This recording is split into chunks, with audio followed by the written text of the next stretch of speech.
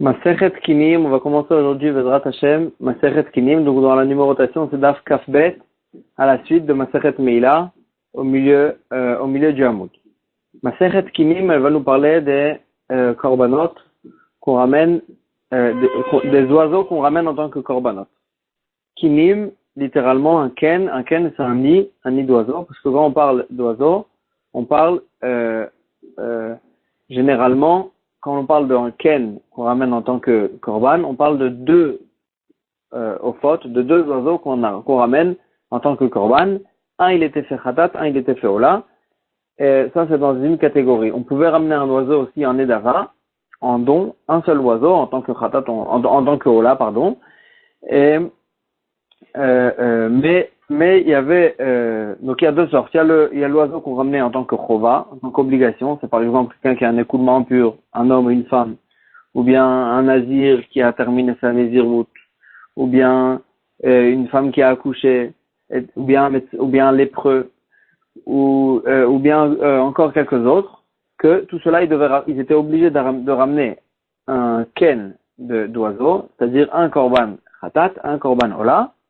Et ça, c'est le chova. Il y avait une possibilité aussi d'amener un oiseau en tant que nedava. En tant que nedava. Et les Mishnah dans ce pérec, elles vont nous expliquer quelles sont les différences entre les certaines sortes. Et généralement, et le pérec qui va beaucoup nous parler aussi de qu'est-ce qui se passe s'ils se sont mélangés les uns avec les autres, qu'est-ce qu'on fait. Et on va commencer le début de la Mishnah. Khatat haof. Naaset le matan. Donc un korban khatat, de catégorie de khatat qui était ramené en oiseau, on éjectait le sang dans la partie basse du misbeach. Khatat behema, les malan. Un korban khatat qu'on ramenait avec un animal, pas avec un oiseau, c'était le zrikat adam, l'éjectement du sang était fait sur la partie haute du misbeach. Ola taof, naaset le malan. La même chose pour la ola. Excusez-moi, dans la ola, c'est l'inverse. Dans le korban ola, si c'était un oiseau, naaset le malan, on jetait le sang sur la partie haute du misbeach, alors que ve olat behema le matan. Alors que si c'était un animal, en tant que ola, et le sang était jeté à la partie basse du misbeach. Vim shina bazé ou bazé, parce que ici il a fait l'inverse de ce qu'il fallait faire, ça rend pas sous le korban. Seder kinim kachu. La Mishnah elle va nous dire de quoi est fait le ken en question, de quoi est composé le nid qu'on devait ramener en tant que korban. Chova, le ha-chova, le korban qu'on était obligé d'amener, par exemple une personne qui a eu un accouchement impur, il devait amener un ken, un nid d'oiseau. Echad khatat ve echad ola, un était fait en tant que khatat, deux oiseaux, un était fait en tant que khatat, un était fait en tant que ola. Benedarim ou benedavot. Mais si c'était une personne qui a promis un don, donc c'est quoi la différence entre un neder et une nedava? La Mishnah va nous expliquer dans la phrase après. Kulam olot.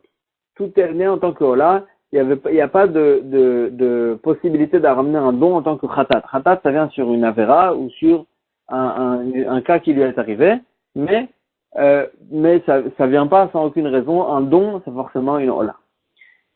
Eze ou neder, c'est quoi ce qui rentre dans la catégorie de neder, d'une promesse?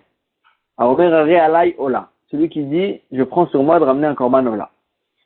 Sur moi, il prend sur lui, sur la personne, de ramener un korban ola. Eze ou nedava, et c'est quoi un don? Aomer aré ola, celui qui se trouve à côté de son oiseau, il dit, cet oiseau, il va être en tant que ola. Donc la différence, c'est là, est-ce qu'il prend sur lui, ou bien il rend l'oiseau ola. Ma ben nedarim ne nedavot, quelle est la différence ilchatique entre si c'est une promesse ou c'est un don? Et là, chez un nedarim, la différence, elle est que, il n'y a pas de différence, sauf que la différence, elle est que chez un nedarim, metu onignevu chayava chayutam. S'il a pris sur lui une promesse, il a pris sur la personne de ramener un korban, là, si ce qu'il comptait ramener est mort ou a été volé, il doit ramener un autre à la place, parce qu'il n'a pas destiné une certaine béma. Il a pris sur lui de ramener un don, et puis s'il n'a pas accompli son don, sa promesse, il doit l'accomplir. Mais d'abord, mais s'il a fait un don, et il a dit, voilà, je prends, cet oiseau qui est à côté de moi, je le donne en tant que Ola. Alors là, dans ce cas-là, mettez au nignevu, si cet oiseau il est mort ou bien il a été volé, en chayav b'chayutan. Il n'a pas il a pas de garantie, il n'est pas obligé d'en amener un autre à la place, parce que tout ce qu'il a pris sur lui de ramener cet oiseau, il n'a pas pris sur la personne. Il n'a pas fait une promesse d'amener un oiseau, il a pris sur lui de donner cet oiseau. Si cet oiseau il est parti, il a été volé ou il est mort, alors là, il n'a pas l'obligation d'amener un autre à la place. Mishnah Bet.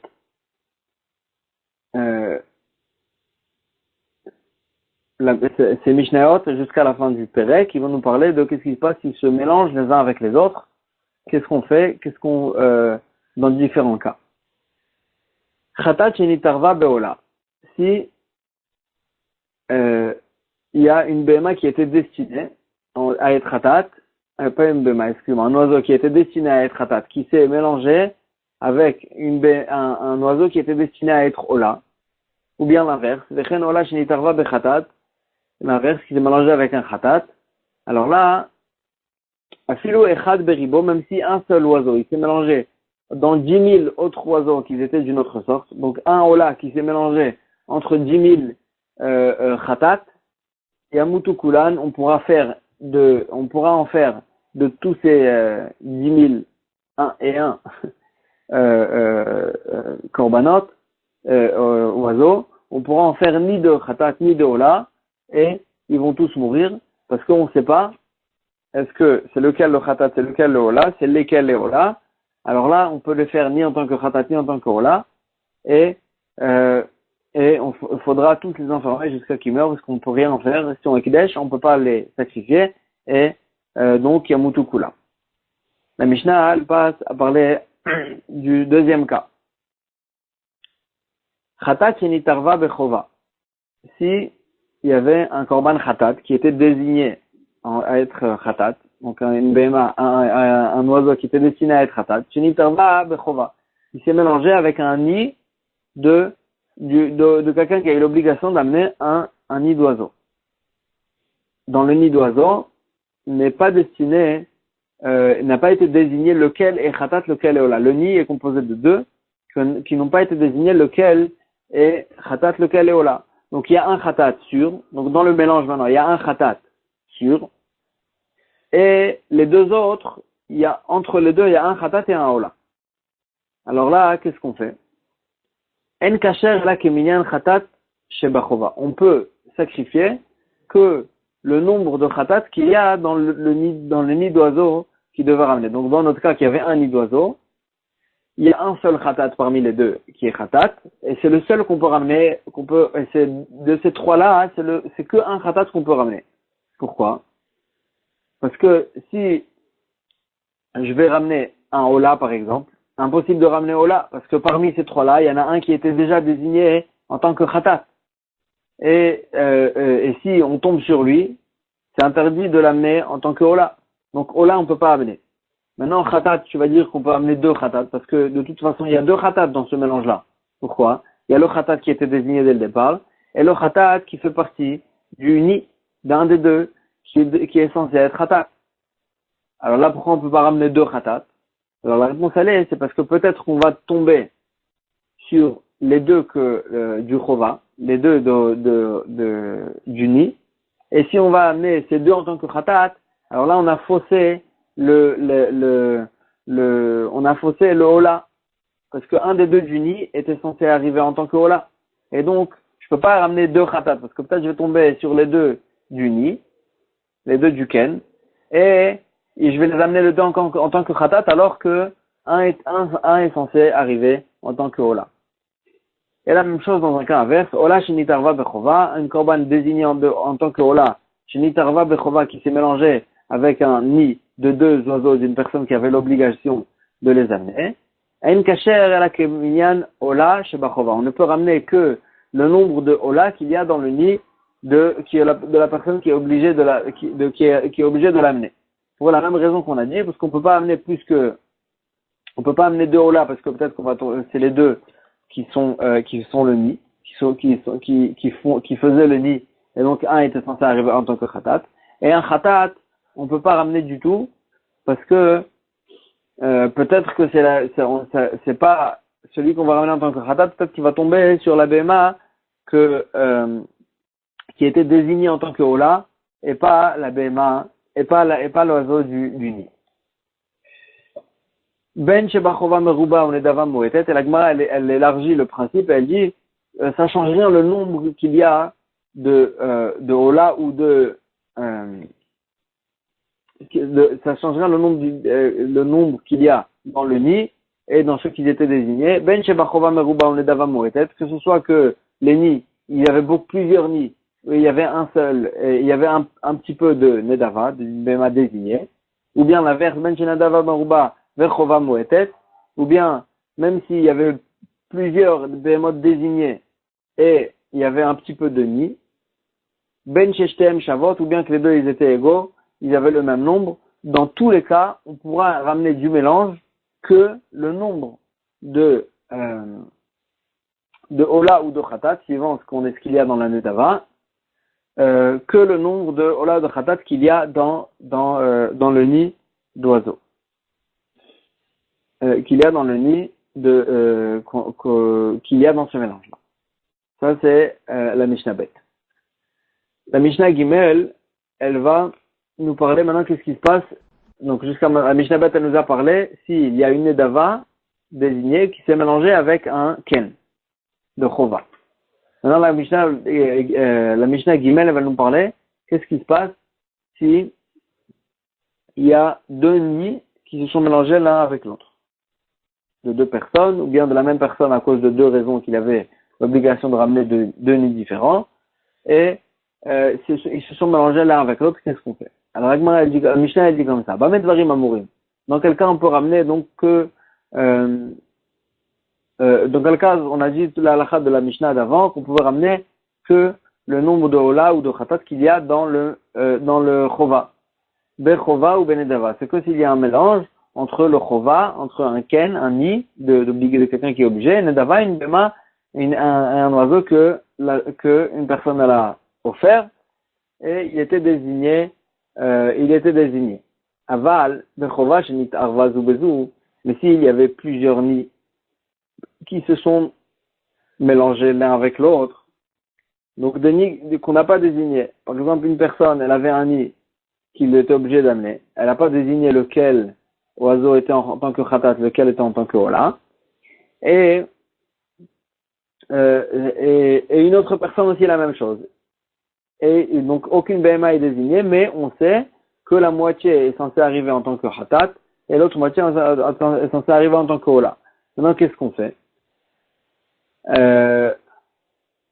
Donc s'il y a deux nids qui se sont mélangés l'un avec l'autre, achat lezou va achat lezou, que ce soit qu'il y ait un nid par-ci et un nid par-là, ou bien shtaim lezou et shtaim lezou, deux nids par-ci ou deux nids par-là, shalosh lezou et shalosh lezou, ou bien trois nids trois nids d'une personne et trois nids de l'autre personne qui se sont mélangés l'un avec l'autre, merta kasher ou merta pasoul, on prend le tout, on fait moitié, et par exemple s'il y a 6 nids en tout, c'est-à-dire qu'il y a 12 oiseaux, on prend 6 oiseaux et on les sacrifie, 3 en tant que ola, 3 en tant que khatat. Mersa kasher ou mersa pasoul, une moitié est kasher, l'autre moitié est pasoul. Pourquoi? Parce que si on va par exemple, on amène 3 en tant que khatat, 3 en tant que ola. Parce que si on va par exemple ramener 4 en tant que khatat, alors peut-être il s'avère que ces 4-là de khatat, ils viennent de la même personne qui avait ramené 3 nids, donc 6 oiseaux, que 3 d'entre eux étaient censés être khatat, 3 d'entre eux étaient censés être ola. Et lui, il vient, à la place, il prend 4 de cette même personne, peut-être qu'il s'avère que ça va être les oiseaux de la même personne, parce qu'ils sont mélangés. Donc il s'avère que ça va être les oiseaux de la même personne, et au lieu d'amener 3 en tant que khatat, 3 en tant que ola, il prend 4 en tant que khatat. Et donc, il a changé la ola en tant que khatat. Et ça, c'est interdit. Et donc, pour ne pas arriver à un problème comme ça, on peut prendre que maximum la moitié des behemoth et la moitié des oiseaux et les sacrifier, moitié en tant que khatat, moitié en tant que ola. Si on prend plus que ça, on peut tomber dans un problème qu'on a changé la destination d'un oiseau. Et la Mishnah, la Mishnah, elle va élargir cette halakha dans un cas où ils sont pas égaux. Là, on a parlé que un il a ramené 3 nids et l'autre il a ramené 3 nids. Ou bien un il a ramené 1 et l'autre il a ramené 1. Là, on fait moitié-moitié. L'une moitié est pas soul, l'autre moitié on ramène la moitié en tant que khatat, la moitié en tant que ola. Maintenant, qu'est-ce qui se passe? Ils sont pas égaux, les deux côtés. Achat lezu veshtaim lezu. Si une femme, elle a la Mishnah, elle parle d'un nid que ramène une femme, mais c'est là d'Afka une femme. C'est pas forcément une femme, il y a même des hommes qui peuvent ramener, dans un cas où un homme il a un écoulement, ou bien s'il est nazir, lui, il peut ramener aussi il a l'obligation aussi de ramener un nid d'oiseau. Mais la Mishnah, elle nous parle de la femme, parce qu'une femme qui accouche aussi, elle doit ramener. C'est ça le cas de la Mishnah, mais c'est l'Avdavka. Achat lezu veshtaim lezu. Si une femme, elle ramène, une, elle avait un nid, et l'autre, elle avait 2 nids. Ou bien, une, elle avait 1 et l'autre, elle avait shalosh lezu, 3 nids. Ou bien, une, elle avait un nid et l'autre, elle avait ve'eser lezu, 10 nids. Ou bien, mea lezu. Ou bien, la deuxième, elle avait 100. Dans tous ces cas-là, à moat kasher. Que, si, par exemple, si une, elle avait 1 nid et l'autre, elle avait 100 nids, alors là, en fait, une, elle a ramené que 2 behemoths qui sont mélangés avec 200 behemoths de l'autre. On pourra ramener que 2 behemoths. On pourra ramener que 2 oiseaux, que 2 oiseaux, un en tant que khatat, un en tant que ola. Parce que, par exemple, on prend deux oiseaux en tant que khatat, alors peut-être qu'on va tomber sur les 2 oiseaux qu'elle a ramenés, la femme qui avait ramené que 2 oiseaux. Et ces 2 oiseaux qu'elle a ramené, un était censé en tant que khatat, un était censé en tant que ola.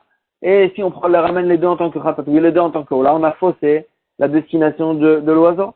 Et donc, on ne pourra pas se permettre de ramener plus que 2 oiseaux, et de faire la moitié, un en tant que khatat, un en tant que ola.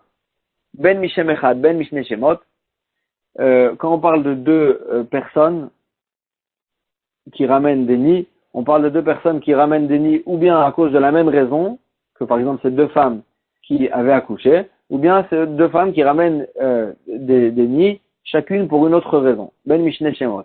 Ben meisha achad, ben mishne nashim, que ce soit d'une femme qui ramène ses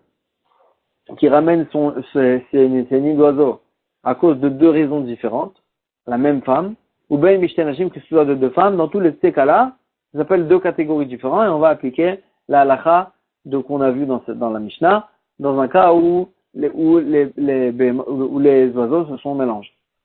Et la Mishnah Dalet, elle va juste nous expliquer quels sont les cas de plusieurs raisons ou d'une raison. Ketzad Mishem Echad, c'est quoi le cas où les deux groupes, ils avaient la même raison. Les deux groupes qui se sont mélangés, ils avaient la même raison. Leida Veleida. Si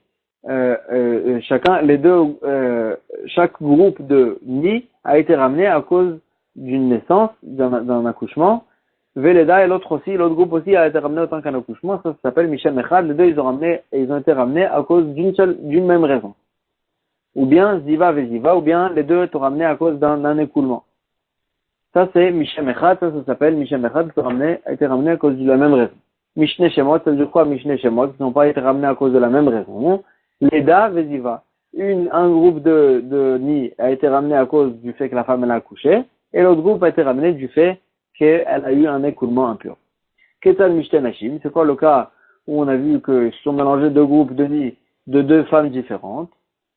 Alzu Leda, une femme elle a ramené à cause de son obligation du fait qu'elle a accouché. Valzu Leda, et l'autre femme elle a ramené aussi à cause du fait qu'elle a accouché. Ou bien Alzu Ziva, Valzu Ziva, chaque femme elle a ramené du fait qu'elle a eu un écoulement impur. Ça c'est Mishem Echad, ça c'est si les 2 femmes elles ont ramené à cause d'une seule et même raison, chacun pour chacun pour soi-même, mais pour la même raison. Chacune elle a accouché ou bien chacune elle a eu un écoulement. Mishne Shemot, c'est quoi le cas si chacune des deux femmes, elle a ramené chacune pour une autre raison. Alzul Dav, Alzul Ziva, une elle a eu un écoulement impur et une elle a accouché. Ça s'appelle que c'est deux raisons différentes. Dans tous ces cas-là, on applique la halakha qu'on a vu dans la Mishnah d'avant, dans un cas où se sont mélangés ces deux groupes en question, que ce soit d'une femme ou de deux femmes, d'une même raison ou de plusieurs raisons. Dans tous ces cas-là, c'est considéré comme deux groupes différents. Le fait que ce soit deux raisons différentes, deux obligations différentes d'amener, ça les sépare en tant que groupe. Et s'ils se sont mélangés, on va appliquer la halakha qu'on a vue dans la Mishnah d'avant. Donc jusqu'à maintenant, on a parlé dans les Mishnayot des mélanges, dans un cas où on connaît les propriétaires des oiseaux, seulement se sont mélangés, on ne sait pas qui est Ola, qui est Khatat, et s'ils se sont mélangés, quels sont la halachot. Maintenant, Rabbi Yossi nous dit, Shte Nashim, Shelakhu Kinem Be'eruv, deux femmes, qui avaient chacune une obligation d'amener un nid d'oiseau, et ils ont acheté ensemble, en tant qu'associés, leur nid. Et donc, ils n'ont pas désigné et montré quel oiseau appartient à quelle femme.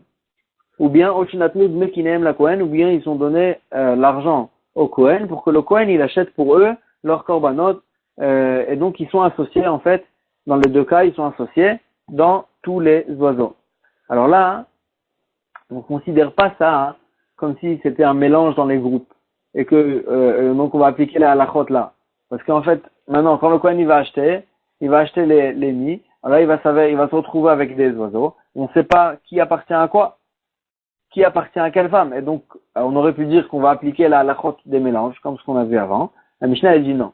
Dans ce cas-là, les échirtés à Kohen écrivent les khatat, ou les échirtés à Kohen écrivent le Kohen il va prendre n'importe quel oiseau, et il va l'amener en tant que khatat ou en tant que ola pour la femme, pour chacune des deux femmes, ben mishem echad, ben mishne shemot, que ce soit que chaque femme elle ramène pour la même raison, que les deux elles ont accouché, ou bien que ce soit que chaque femme elle ramène pour une autre raison, qu'une elle a eu un écoulement, une elle a accouché. Dans tous ces cas-là, puisqu'ils ont donné l'argent au Kohen pour que le Kohen ramène leur korbanot, c'est pas considéré comme deux groupes différents qui se sont mélangés, et donc on aura un problème, on ne saura pas qui appartient à quoi, mais ils ont donné au Kohen pour que le Kohen puisse ramener de soi-même tous les oiseaux qu'il faut, et dans ce cas-là, ce ne sera pas considéré comme deux groupes différents, et il n'y aura pas les halachot du mélange. On va s'arrêter ici pour aujourd'hui. On a terminé le premier pérec de Masechet Kilim. Adran alach, Chatat Taof. Adran alach, Chatat Taof. On va, après les Mishnayot, elles vont continuer à parler des mélanges, et ça va s'appuyer bien sûr sur la halachot qu'on a vu dans ce pérec.